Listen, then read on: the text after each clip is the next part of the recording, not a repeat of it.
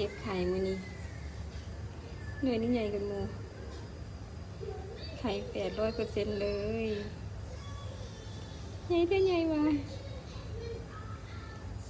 แล้วมีตัวนี้กะน้อยเนาะแห่นี้น้อยกันโมนี่นะ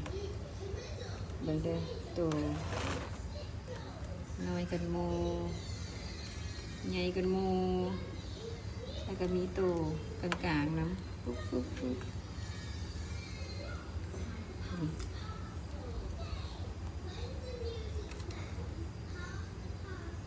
ตัวนี้ประมาณไซส์ปกติเอาตัวนี้ใหญ่ก่อนเนาะ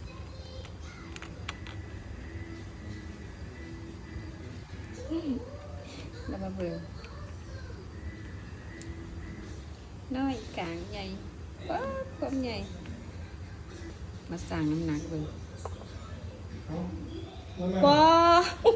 โอ้พี่ใหญ่ใช่ตัวนี้84 กรัม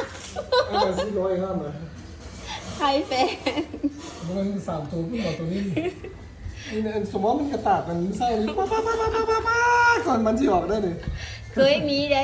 ไข่83นะเขาเจ้าเคยเห็นเด้ วะ แมนแต่ว่าเฮาหันเคยเห็นแต่ แต่ที่ 82 เป็นที่ขายได้บ่ขายได้ตัวนี้